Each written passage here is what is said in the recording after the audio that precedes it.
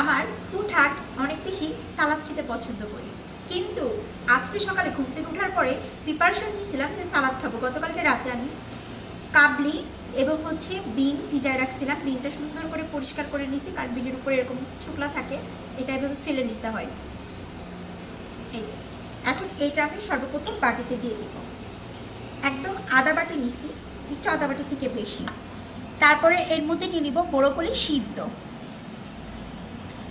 তারপরে এই যে আমার মেইন উপকরণ, এটা হচ্ছে গাজর কুচি, পাতাকপি কুচি, আপেল, টমেটো, শসা, ধনের পাতা, মিষ্টি আলু এবং ক্যাপসিকাম। আপনারা আপনাদের পছন্দের মতন সব কিছু দিয়ে নেবেন, যে যেটা পছন্দ করেন। বাট এই সালাদটা পার্সোনালিভাবে একদমই পেটটা ভরা থাকে এবং হেলদি খাবার।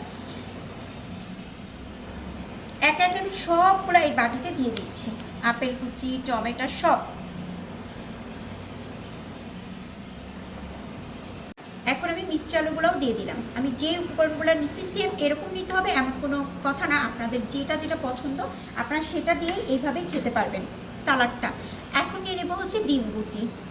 আর আমি অনেক সময় চিকেন বয়েল করে ওটা দিই, বাট আজকে চিকেনটা বাদ দিচ্ছি, কারণ আমার পার্সোনালিভাবে চিকেনটা বেশ কয়েকদিন পরপর খাওয়া হয়েছে দেখে আজকে সালাদেও আমি চিকেন রাখিনি। এখন দিয়ে দিচ্ছি পেঁয়াজ কুচি আর কিছুটা কাঁচামরিচ কুচি, জাস্ট 2টা। এখন দিয়ে দেবো লবণ। আমি পিঙ্ক সল্ট দিছি, আপনাদের খুশি যে যে লবণ খান ওটা দিতে পারেন। আমার বাসায় পিঙ্ক সল্টটা বেশি খাওয়া হয়, এই জন্য আছে। এখন দিয়ে দেবো গোলমরিচের গুঁড়া সামান্য পরিমাণে। গোলমরিচের গুঁড়া দিলে অনেক বেশি স্পাইসি হয়, আরও বেশি টেস্টিও হয়। এখন দেবো লেবুর রস। এই সালাডটা যারা ডায়েট করেন তাদের জন্য কিন্তু বেস্ট, পুরো পেটটা ভরা লাগবে। আপনারা চাইলে দুপুরবেলা বা সকালবেলা কিন্তু আপনারা খুব হেভি খাবার না খেলেও এটা খেতে পারেন, পেটও ভরা থাকবে, ক্ষুধাও লাগবে না।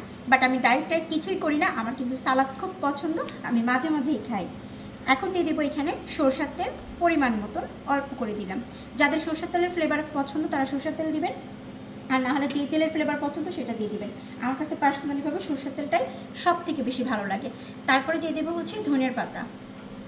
তারপরে এইটাকে খুব ভালো করে মিক্সড করব। আমি একটু বেশি করেই তৈরি করছি, কারণ আমার বাসার সবাই কিন্তু এই সালাডটা অনেক বেশি পছন্দ করে। আর বিন এখন বাজারে অ্যাভেলেবেল পাওয়া যায়, আপনারা চাইলে যে কোনো বড় বাজারে গেলে মুদিখানার দোকানে পেয়ে যাবেন।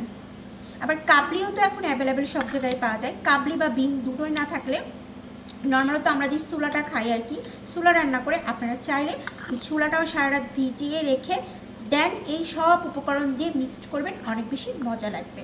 আর যারা চিকেন পছন্দ করেন তারা চিকেন দেবেন। যেহেতু আমি ঢাকার বাইরে ছিলাম, পরপর ওইখানে আমার চিকেন খাওয়া হয়েছে 4-5 দিন, এই জন্য আমি চিকেনটা এবার আর রাখিনি সালাতে।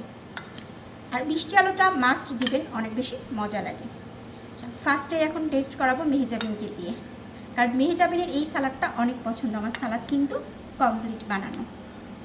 মেহেজাবিন টেস্ট করে দেখো তো কেমন হয়েছে, যেহেতু আজকে চিকেন দেওয়া হয় নাই।